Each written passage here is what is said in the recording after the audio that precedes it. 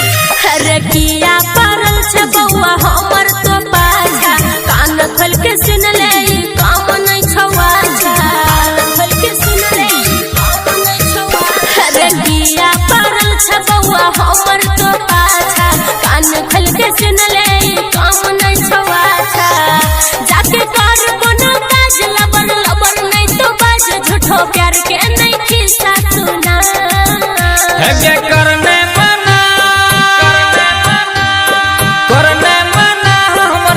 के जना जिंदगी भर रखबो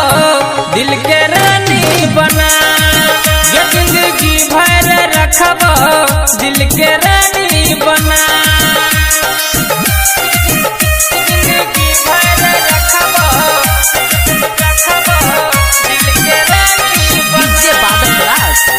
डीजे बादल राज दिल के रानी बना लब छै बीमारी बड़का भारी झूठो के नहीं टेंशन हम लेबा अगर झुमका नहीं देबो शॉपिंग कराई देबो जे जे कहबी गोरी सब कुछ दिलाई देबो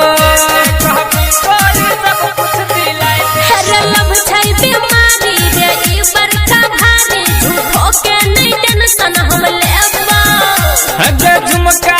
नहीं देबो शॉपिंग कराई देबो जे जे कहबी गोरी सब कुछ दिलाई देबो जोने हटा जाके दोसर के बाटा मुहा लागै छौ बंदर जेना हे करने मना हमरा लब के जना जिंदगी भर रखबो दिल के रानी बना ये जिंदगी भर रखबो दिल के रानी बना जिंदगी भर रखबो दिल के रानी बना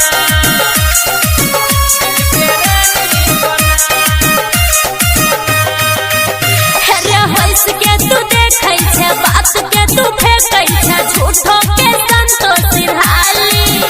अगर एक बेर कह दे तोरे नाम में लिख देबो पूरा अपन जे घरारी पूरा अपन जे घरारी अरे हंस के तू देखै छे बात के तू फेंकै छे झूठो के संतोष सिरहाली अगर एक बेर कह दे तोरे नाम में लिख देबो पूरा अपन जे घरारी उन ज्ञानू यादव कहल सुमन सोना बड़का सपना नहीं है ना देखा है